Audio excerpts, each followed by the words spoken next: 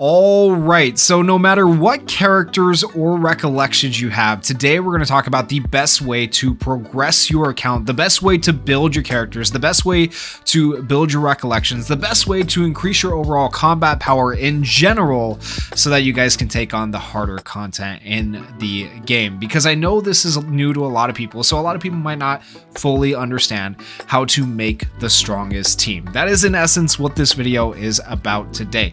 So starting with characters, there is a bunch of different ways to make your character stronger. You have level, you have grade, you have awakening, and you have skill. We're going to talk about what each one of these things does. So first off, let's talk about grade. Grade is how you are going to increase your level cap. Also, as you do individual nodes on the grade, it gives you extra stats. So for example, completing this node gave me plus 30 HP, it gave me plus 9 tech, that's curse tech, and then plus 48 physical tech. And so if we look at Gojo now, he has physical tech 4021 and curse tech 3972. So that means if I put physical stuff on Gojo Recollections, that means he will do more damage because he is more of a physical character in this particular case right now. So that is one way to increase your stats, is by going through the grade enhancements. And then as you level up, you also increase your stats, right? You need to farm out these orbs. These orbs are going to allow you to increase your level. As you increase your level, you also get stats. It tells you how many stats you get per level. And as you increase your grades, you can go all the way up to grade 8 right now. The grades will go up in the future, and you can actually go past 100 on the level cap eventually.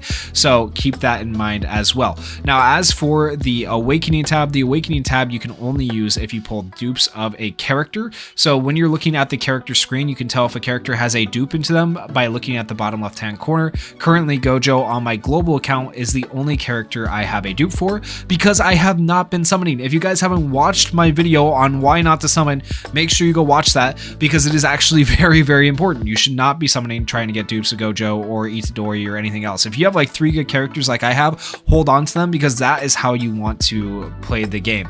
But going back into Gojo here, the most important thing, in my opinion, that is going to make your characters hit hard is the skill enhancement. You absolutely 110% need to be enhancing skills, okay? Because going from level 1 up to level 10 is like a massive difference. So for example, on Gojo's ult, it's probably like 1,000 at level 1. I don't even know what it is, but not 1,000. It's probably like 100% at level 1. And then at level 10, I think it's like 999% curse damage. It's a big difference in damage. Like it's a massive difference in damage upgrading his skill. So definitely upgrade your skills whenever you get the chance. Now, I say upgrade your skills, but you guys are probably looking at this and you're like, I'm confused. How do I upgrade my skills? How do I get the Jujutsu crystals that I need to upgrade my skills? Where do I get the orbs for level enhancement? Where do I get the stuff for grade enhancement? Well, I'm going to show you guys where to get all of those things really quickly. So if you go to the home screen, or you could do it from the formation screen, either way. But then you come into the main quest menu, you have different areas. So for the orbs, you go to Enhancement Quest. On Enhancement Quest, you are able to get beacons of training. These are what you're going to use to level up your character. Now, the JP and the beacon of recollection, this is what you use to upgrade your recollections. And this is the gold or the currency, it's called JP, that you need to be able to spend to actually level up and upgrade things. So the more JP you have, the easier it's going to be for you to upgrade things in the future. So this is how you get the orbs that is going to allow you to level up your characters. It takes a lot of orbs to level up your characters once they get to higher level. Now, when it comes to increasing your grade, you can increase your grade by going to this particular section right here, the Cursed Object Collection, and you can actually skip on these if you've 3-starred them, and you can get the different items that you need. So it's really nice, okay? But make sure you guys are paying attention when you use your AP or your stamina, because if you don't play or rank up when you use your AP or your stamina, you might not want to waste all your skips, because then you're out of stamina and then you have to waste like cubes to buy more stamina. So it's a bit of a pain. Unless you have AP packs, then it's not so bad. In addition to going through the main menu to get here, you can also go to the characters tab, go to the character that you want to work on, go to the grade enhancement, and you can click obtain right here, and it will take you straight to that same thing where you are able to try and get that item to upgrade your character. Now, as for the skill enhancement, where do we get these Jujutsu crystals? Once again, going back into the quest tab, that is going to be under domain investigation. I will have a video coming out for this soon on how to grind it out effectively and easily, but you want to go in here and you want to grind this out. I can't even go in today because I've done all my tries, but you want to grind this out because it's going to give you those materials. Even if you don't beat it all the way, there's like 5 floors, you still get those materials. In addition, you get medals, and those medals can be exchanged for various other items as well, including free summon tickets, which is really nice. So keep that in mind. But in general, if you want to upgrade your skills, you need to complete that mode. Now, outside of upgrading these 4 things for your characters, there is one other way to make your characters stronger. If you go over to the rank tab, I purposely haven't collected any of my rank for any of these characters yet, so I can show you guys just how massive this actually is. I'm gonna go to Gojo here. Gojo's at 0 because I have not collected anything. In addition to getting cubes and experience, it's going to upgrade my stats for the character. So I'm gonna go ahead and click claim all. And that's plus 600 character XP to Gojo, as well as 150 cubes. When I click OK, it's going to rank up the character. This is for all Gojos, by the way. So if you get future Gojos in the game, these stats right here will apply to all Gojos. And what it's going to do is it's going to increase my HP by 450, my physical tech by 135, and my curse tech by 135. That's a pretty big stat boost, considering I just get it for leveling up the character and working on the character, right? So this is just another way you can get additional stats. And once again, this is going to apply to all Gojos across the board in the future, these stat raises right here. So make sure you guys are going over to the rank tab and claiming this stuff every so often because it is just a lot of free stuff. You also get a free side story as well, which is nice. Now, moving on to Recollections. Recollections is the next way to increase your overall damage and your character's effectiveness. There are Recollections that are meant more for defense, some that are meant for healing, some that are meant for damage. Make sure you are equipping the right ones on the right characters, okay? So, for example, this Recollection is pretty good for Gojo. Play of the Strong. There is better ones, okay? But I don't have them. But this one is fairly decent. And so what this Recollection does is it's triggered upon using any command skill. Applies 60% physical technique increase to self for 2 turns. And as you guys saw, my Gojo had more physical technique, so this is going to increase that by another 60%, allowing him to do even more damage. So that is actually really good and really crazy, and putting it on the right character makes all the difference in the world. If you put this Recollection on a defense character who doesn't do much damage, it's not going to do very much for you, so keep that in mind. As for level enhancement, it is just those blue orbs and some JP to be able to level enhance. Pretty straightforward for these. And then you have the limit break tab where you are able to get dupes and limit break these to increase your stats as well.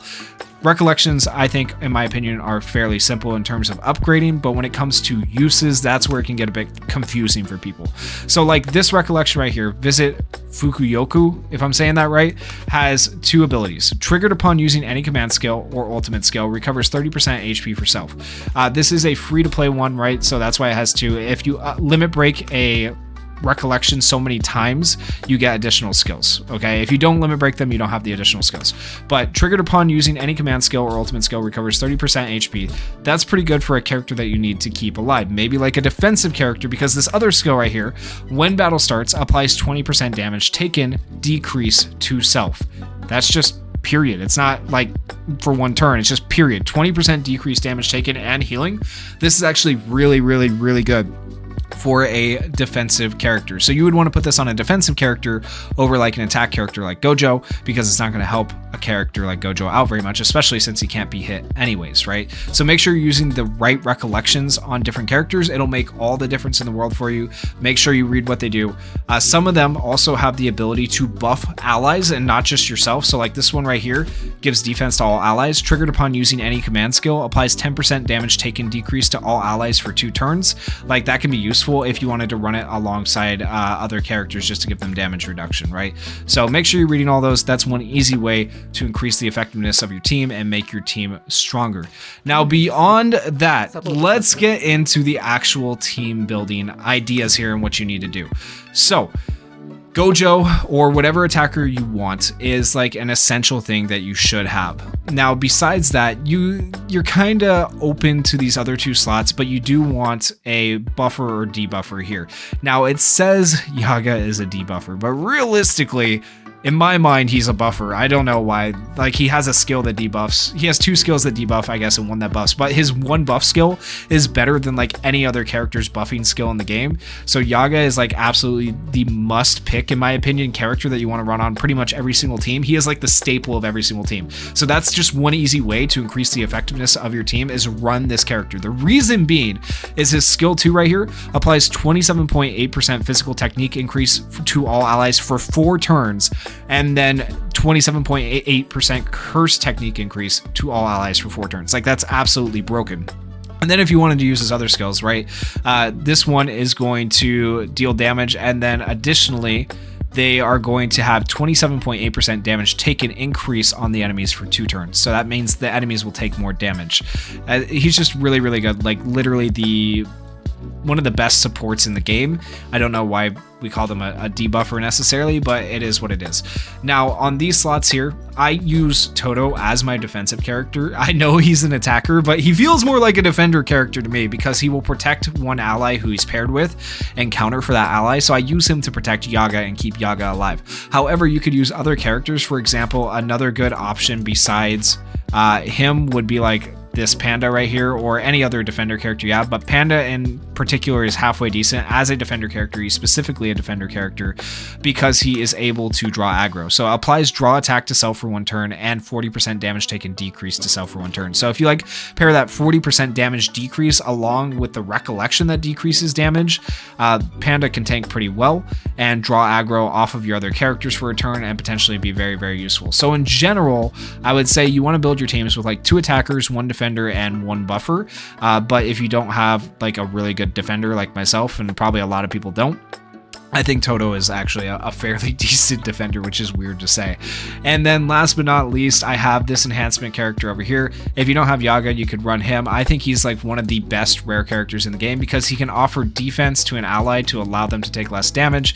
He can also offer cursed energy recovery, allowing people to get more cursed energy back, which is really nice. Like, that's not to be underrated. Like, that's really, really good. That's key to this character being good. And then additionally applies 64.8% curse technique increase to all other allies other than self for 3 turns. So he's also a pretty good enhancer or buffer as well. So this is just another character that you could run in place of Yaga.